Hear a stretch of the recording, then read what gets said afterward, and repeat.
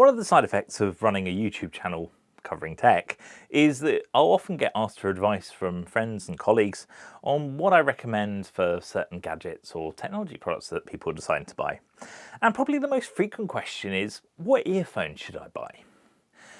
And I was recently thinking about this. My answer has changed progressively over the years to, well, just buy a pair of AirPods Pros. And there's kind of a myriad of reasons for this, which I thought would be interesting to document given that the AirPods Pro Gen 2s are now coming up to 2 years old, and we didn't see an update at yesterday's iPad event. So the AirPods Pro Gen 2s launched in September 2022 at £240, which is the price that Apple will still sell them to you for. Now, that's not cheap. It's in line with the top end available from Sony, Bose, and some of the other larger scale manufacturers that also make high-end noise cancelling in-ear headphones. But why is it that I've changed to mostly recommending the Apple AirPods Pro Gen 2s? Because I didn't actually own a pair of these until, 3-4 months ago again? I did initially buy them when they came out and reviewed them, and then decided not to keep them after deciding that there was another pair of headphones that I just enjoyed using more. But actually, I've come back to these recently and questioned why I didn't keep them the first time round. And I think that's because of Apple's continual improvement that they've put in place through software updates.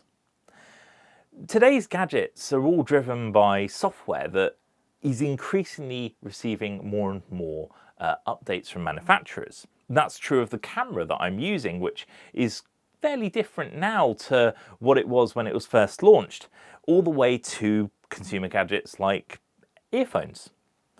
Software algorithms and so on will get changed and tweaked, features will get added and sometimes taken away to make the products that we buy better, and I think that the AirPods Pro Gen 2s are a really good example of this. One of the features I was impressed with at the time that they were launched was the transparency mode, but it's leaps and bounds ahead, in my opinion, of where it was when I first reviewed it. When I put these in my ears, the fact that, and they default to transparency mode from how I set them up, my voice doesn't change because I can hear myself just fine through the earbuds, is kind of eerie because that's not something I'm able to do with other earbuds. In fact, when I'm listening to an audiobook or a podcast whilst out for a walk, the world around me isn't hidden by these earphones. If I take one out, I can hear the world just as well as I can with the earbud in. That's a truly different experience to something like the Sony WF-1000 XM4s, which I did also rate. Another aspect that they've really improved is noise cancellation. I took these on a flight just 2 weeks ago, and I thought, wow, the noise cancellation on these is as good as my overhead headphones that I used to use when I took flights. But obviously this fits neatly in my pocket and I don't need to get it out of my bag every time I, take my seat or moving around the airport, which is a lot more convenient. And perhaps it is that convenience that Apple has got so right over the years. There are some features that I do find a little bit gimmicky. For instance, the spatial audio isn't something I've totally got on board with.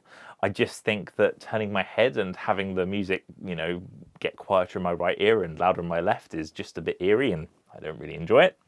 But conversational awareness is something that I've really enjoyed using as well. If you want to say hello to someone and you have the earbuds in, no need to change anything. Music just fades out so you can have your conversation without taking your earbuds out, and then the music fades back in once you're done.